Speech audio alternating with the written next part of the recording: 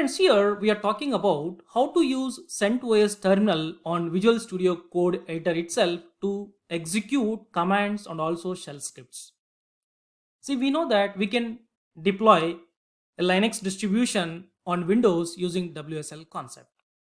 And if you remember, we already deployed CentOS operating system on our Windows using WSL concept. Now, if you want to work with CentOS, you can simply open your CentOS terminal, and here you can practice with your commands and also shell scripts. But instead of that terminal you can use in your Visual Studio Code editor itself. So for that I will give steps. The very first step is just open PowerShell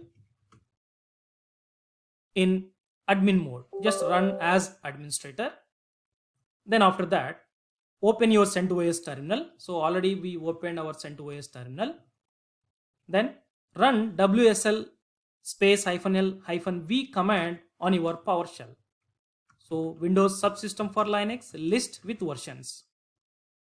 And if you see here, there are two distributions in my case, CentOS 7 and Ubuntu.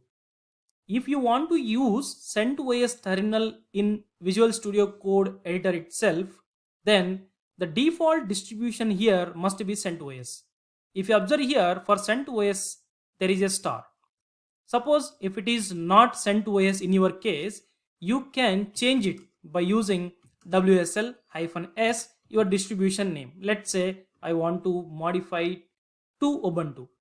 Now list it. See, now Ubuntu is the default distribution, but I want to use CentOS terminal in my Visual Studio Code editor. So for that, just set the default distribution as CentOS 7. Now see that. Okay, now CentOS 7 is the default distribution on my WSL.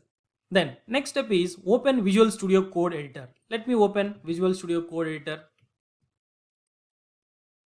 So this is Visual Studio Code editor. Once you open your Visual Studio Code editor, just open required folder where you want to practice your stuff. Let's say in my case, I'm going to open a folder automation under D drive. Now this is the folder where I want to practice my stuff. Then after that, just open terminal and then type bash and hit enter. So to open a terminal in your Visual Studio Code editor, on top you have three dots. Click on that, terminal, new terminal. Now it is PowerShell terminal. If you observe here, PS, PowerShell, but I want my CentOS terminal. So for that, simply type bash and then hit enter. Now you are on CentOS terminal.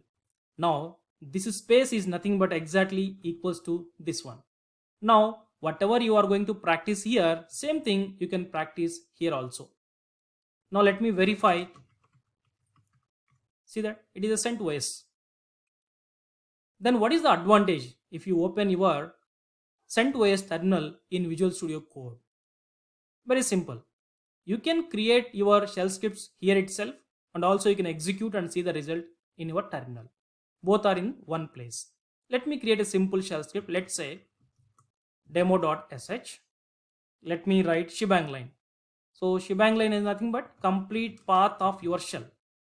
So here, if you observe here, now I am getting complete path as user bin bash. Copy that. Hash exclamatory, then complete path of your shell. That is nothing but shebang line. Then java space -version or docker space -version. These are the two commands as of now we are discussed. Save it. Now see where you are. You are under automation directory. Nothing but this directory. And if you list the files, just now we created demo.sh script that is there.